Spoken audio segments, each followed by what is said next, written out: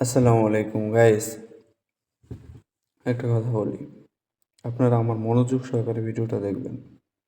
ভিডিওর কোথাও কোনো স্কিপ করবেন না, দয়া করে। আমি একটা ভিডিও আপনাদের মধ্যে উপস্থাপনা করেছি যে কিভাবে আপনি ইতালিতে শুধুমাত্র 50,000 টাকার বিনিময়ে আপনি ইতালিতে চলে আসবেন। আমার আগের ভিডিওটা আমার ইউটিউবের মধ্যে ভিডিওটা আছে, আপনি চাইলে সেই ভিডিওটা দেখে নিতে পারেন। তো কথা হয়েছে কি, এখন থেকে যে কথাগুলো বলবো সে কথাগুলো অনেক মনোযোগ সহকারে শুনবেন।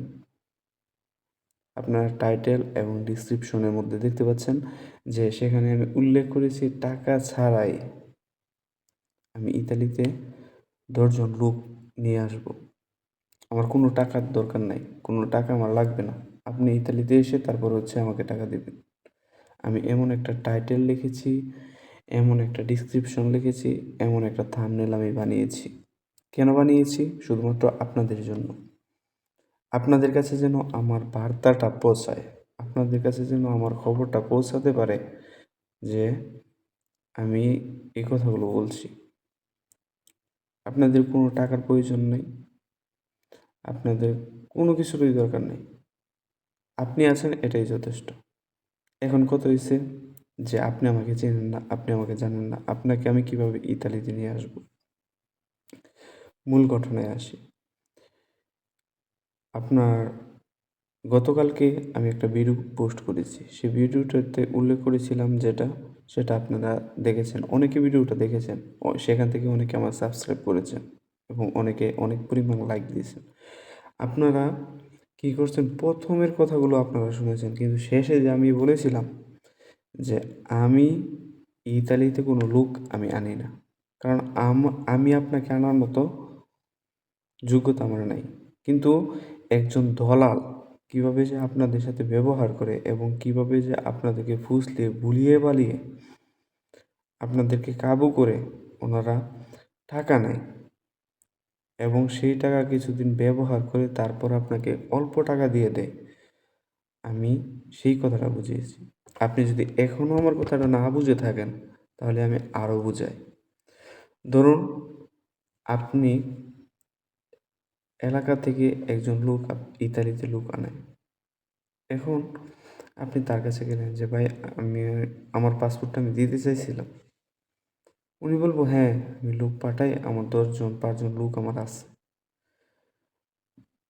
এখন দিতে পারবেন। আপনি 50,000 টাকা দিলেন, 1,00,000 টাকা দিলেন, দেওয়ার পরে সেই লোকটা 50,000 টাকা 1,00,000 টাকা 1 বছর পর্যন্ত ঘুরাইলো। ঘোরানোর পরে আপনি পাইলেন কি? আপনি কিচ্ছুই পাইলেন না।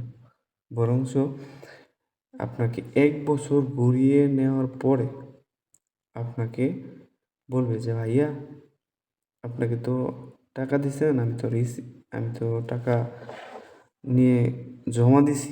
জমা দেওয়ার পরে আমাকে এই যে একটা রিসিপ্ট দিছে। এখন ভাই, আমার তো কিছু টাকা পয়সা খরচ হয়েছে, 20,000 30,000 টাকা খরচ করছে। আপনি দিছেন 50,000 টাকা, 30,000 টাকা খরচ করছে, আপনি পাইছেন 1 বছর পরে 20,000 টাকা। মানে এই যে একটা বছর আপনি অপেক্ষা করলেন ইতালির জন্য, ইউরোপের জন্য, তখন তো আপনি কিচ্ছুই হইলেন না, বরঞ্চ আপনি একটা বছর অপেক্ষা করলেন। আমি এই কথাটাই আপনাদেরকে আমি ওই ভিডিওটাতে বোঝানোর চেষ্টা করছি। এখন আপনারা বলেন, আপনারা কি আমার কথা বুঝেছেন? আমি কি রাইট কথা বলেছি নাকি আমি কোনো ভুল কথা বলেছি?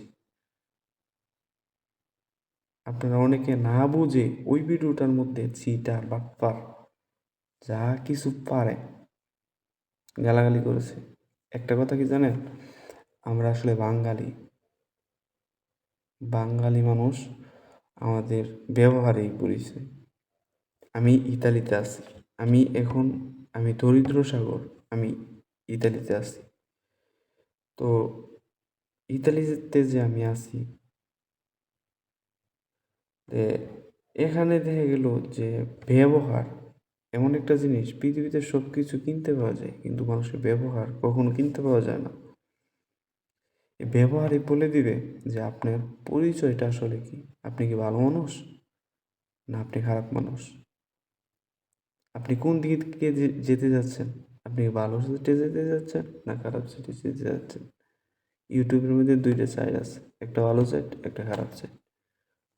মোবাইলটা আপনার, আপনিই জানেন আপনি কিভাবে ব্যবহার করবেন, ভালোভাবে ব্যবহার করবেন না খারাপভাবে ব্যবহার করবেন, সেটা আপনার নিজের এবং ব্যক্তিগত ব্যাপার। তবে ভালো থাকবেন, সুস্থ থাকবেন, দেখা হবে পরবর্তী কোনো ভিডিওতে। আর এই ভিডিওটা দেখার পরে যদি আপনি মনে করেন যে না ছেলেটা ভালো কথা বলছে, তাহলে আপনি আমার চ্যানেলটা ভাই সাবস্ক্রাইব করেন, একটা লাইক কমেন্টস করেন। আর যদি আমার ভিডিওটা না ভালো লাগে তাহলে লাইক কমেন্টস করার দরকার নেই। আসসালামু আলাইকুম।